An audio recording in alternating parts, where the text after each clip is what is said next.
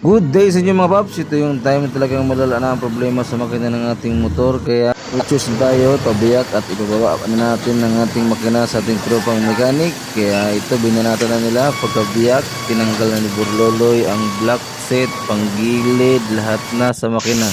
Kung mapapansin nyo mga paps, ang itim sa loob, no? Sa loob ng kanyang makina dahil papalit-palit tayo ng langis. Ito pala yung problema pag wala tayong mini-maintain na langis.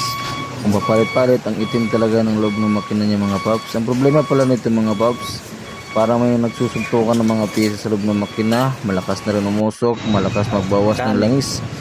Kaya no choice kundi biyak, palit tayo ng mga piyesa na kailangang palitan. Dito mga paps, napapansin natin na nagkamali ng hampas yung ating tropa, kaya nasira yung trade ng sigonyal, pero nagawa naman ng paraan dahil naareglohan naman ang ating head mechanic.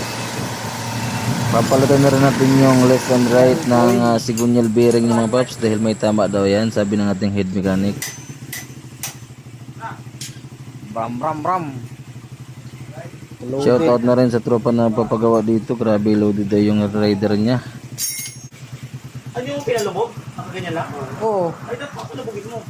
Ang problema mga paps dahil hindi niya pinalubog masyado at pinukpok kaya nasira yung trade. Buti na lang kumpleto at nagawa ng paraan ng ating tropa. Ito ang suspect mga paps. Ngiwi. So yun nagawa naman ng paraan at wala na naging problema. Back to standard na naman at bibili pa tayo ng mga pyesa.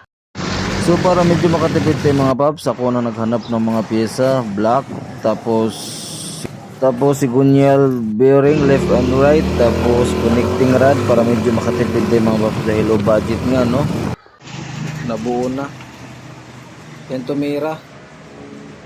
So pagbalik ko mga paps ay nabuo na nila yung makina, ikabit na rin yung paggilid ni Burloloy no. Magkaiba nga lang yung kulay. Pink. So, yun nga mga paps dito, naikabit na yung mga block at kala namin mabubuo na. Sus, may nakita pa ibang sira, hindi pa nabuo. Ayan pa siya.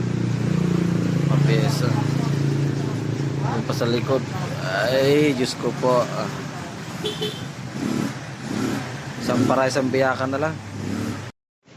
So, yun nga, pagbalik ko kinabukasan, ayun na, naikabit na nila lahat mga paps. Nabuo na rin sa wakas.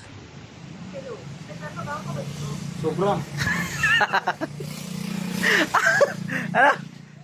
Sobra. So yun na mga babs, kinabit na at buo na rin. So siyempre pagkatapos nyan, hugas muna tayo. So maraming salamat sa tropa natin Ang shop ni pala nito ay sa may Hugo Perez lang. Pagaling ka ng Lapas, pinakaunang shop sa bantang kanan bago mag shortcut at punta ng Shell at Barangay Hall ng Hugo Perez. So maraming salamat sa iyo Pops. Medyo nakatawad pa tayo sa labor. 2 days pa lang binuo yung motor natin mga Pops dahil nahirapan sa paghanap ng pyesa dahil low budget din tayo at meron din palang hindi inaasahang mga sira na hindi agad nakita. Nung nakita na lang ni tropang mechanic ay yung pabuo na, kaya yung motor natin ay natulog muna sa kanila. So hanggang dito na lang, maraming salamat mga Pops.